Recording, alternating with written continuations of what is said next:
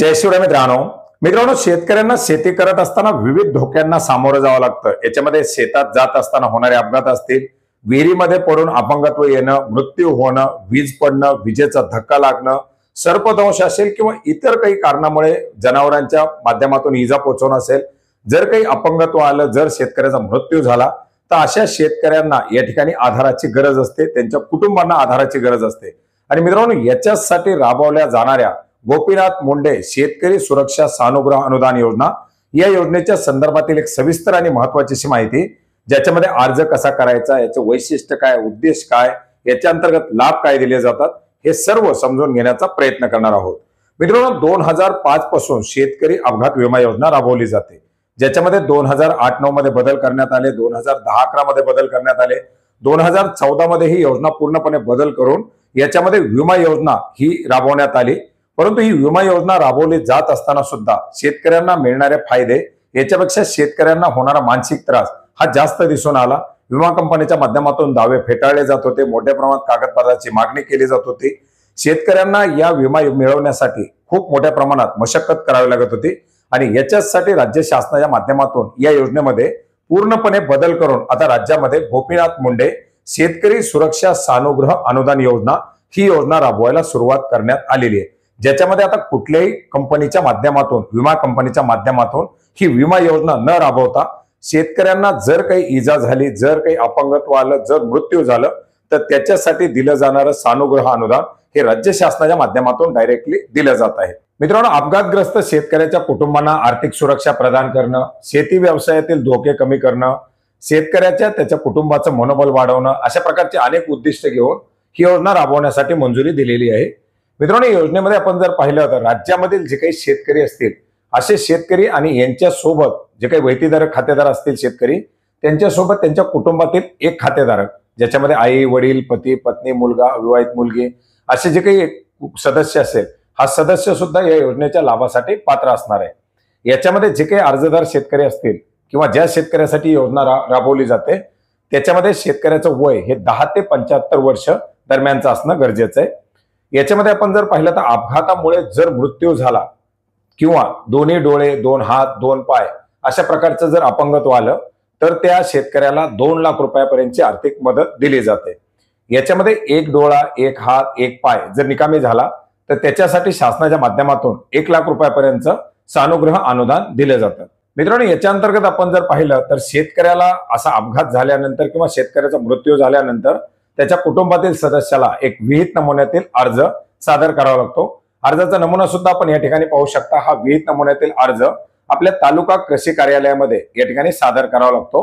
गोपीनाथ मुंडे शेतकरी अपघात सुरक्षा सानुग्रह अनुदान योजना, याच्यामध्ये अपघातग्रस्त शेतकऱ्याचं संपूर्ण नाव, पत्ता, अपघाताचा दिनांक, जर मृत्यू झालेला असेल तर मृत्यूचा दिनांक, अपघातग्रस्ताचं वय, अपघाताचा प्रकार काय, त्याच्यामध्ये मृत्यू झालाय की अपंगत्व आलेलं आहे, अपघाताचं कारण काय, अर्जदाराचं वारसदाराचं नाव, जर मृत्यू झालेला असेल, वारसाच्या माध्यमातून अर्ज केलेला असेल तर वारसाचं नाव, अपंगत्व आलेलं असेल, अर्जदाराच्या माध्यमातून अर्ज केला असेल तर अर्जदाराचं नाव, अर्जदाराचं अपघातग्रस्त व्यक्तीशी नातं, स्वतः असेल तर स्वतः आणि कुटुंबातील इतर व्यक्तीने केलं असेल तर त्याचं नातं, वारसदाराचा संपर्क क्रमांक आणि त्या गावातील त्या कार्यक्षेत्रामधील कृषी पर्यवेक्षकाचं नाव या ठिकाणी द्यायचंय।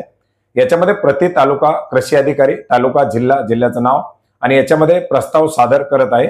आणि या प्रस्तावासोबत जी काही कागदपत्र, घोषणापत्र द्यायचे ते सुद्धा आपण या ठिकाणी पाहू शकता। याच्यावरती जे काही घोषणापत्र असतील, याच्यामध्ये अर्जदाराचा फोटो, याच्यामध्ये अपंग झाले असतील तर अपंग, मयत झाले असतील तर मयत, त्यांची पूर्ण माहिती, आधार कार्ड वगैरे वगैरे सर्व या ठिकाणी नंबर द्यायचा आहे। आणि माहिती पूर्णतः बरोबर आहे, खोटी आढळल्यास आम्ही शिक्षेसाठी पात्र आहोत, अशा प्रकारचे घोषणापत्र या ठिकाणी द्यायचे। आणि याच्याबरोबर जे काही असतील ते कागदपत्र द्यायचे। याच्यामध्ये काय की शेतकऱ्याचं नाव, गाव, तालुका, जिल्हा ही माहिती द्यायची आहे, अपघाताबद्दलची पूर्ण माहिती द्यायची आहे, अपघात कशा प्रकारातून झालेला आहे त्याची माहिती द्यायची आहे, वारसदाराचा संपर्क क्रमांक, त्याचं नातं, ही सगळी माहिती द्यायची आहे। याच्यानंतर 712, आता याच्यामध्ये फार्मर आयडी सुद्धा आलेले आहेत, फार्मर आयडी मागितले जातील, 712 अट या ठिकाणी जोडायचे।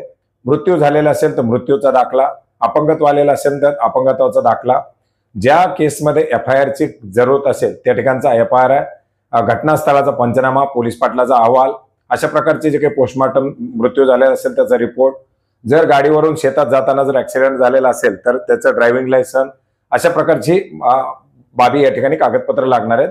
अपंगत्व आलेला असल्यास त्याचं प्रमाणपत्र आणि फोटो लागणार आहे. रेशन कार्ड लागणार आहे. जर कुटुंबातील जर सदस्य असेल तर त्याच्यासाठी रेशन कार्ड हे आवश्यक असणार आहे.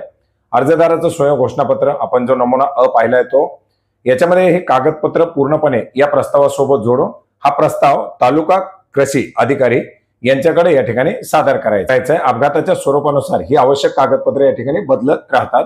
याच्यामध्ये रस्ता अपघात, रेल्वे अपघात, पाण्यात बुडून मृत्यू, जंतुनाशक हाताळताना झालेली विषबाधा, फवारणी करताना बऱ्याच साऱ्या शेतकऱ्यांना विषबाधा होते, विजेचा धक्का, वीज पडून झालेला मृत्यू, एखादा शेतकऱ्याचा जर खून झालेला असेल, उंचावरून पडून झालेला अपघात असेल, जसं की विहिरीत पडणं वगैरे, सर्पदंश झाला असेल किंवा विंचूदंश झालेला असेल, बऱ्याच भागामध्ये आता शेतकऱ्यांची नक्षलवाद्याकडून वगैरे हत्या केली जाते, अशा काही केसेस असतील, किंवा जनावरांना मारल्यामुळे एखाद्या शेतकऱ्याचा हातपाय डोळे वगैरे निकामी होणं असेल, अशा ज्या काही बाबी आहेत त्या बाबी कव्हर केले जातात. मित्रांनो, या योजनेसाठी लागणारा जो प्रस्ताव आहे या प्रस्तावाचा नमुना आपल्याला व्हिडिओच्या डिस्क्रिप्शन बॉक्समध्ये लिंक देण्यात आलेली आहे, तिथून आपण ही PDF डाउनलोड करून घेऊ शकता. मित्रांनो, अतिशय महत्वाची योजना, परंतु बऱ्याच साऱ्या शेतकऱ्यांना याच्याबद्दल माहिती नसल्यामुळे शेतकरी या योजनेपर्यंत किंवा या लाभापर्यंत पोहोचत नाहीत. तर आपल्या भागामध्ये जर एखाद्या शेतकऱ्याचा असा अपघात झाला, होऊ नये, परंतु जर एखाद्याचा मृत्यू झाला किंवा अपंगत्व जर आलं तर अशा केसमध्ये त्या शेतकऱ्याला या योजनेच्या अंतर्गत थोडासा आधार मिळू शकतो. माहिती नक्की शेअर करण्याचा प्रयत्न करा. भेटूयात नवीन माहितीसह, नवीन अपडेट्ससह. धन्यवाद.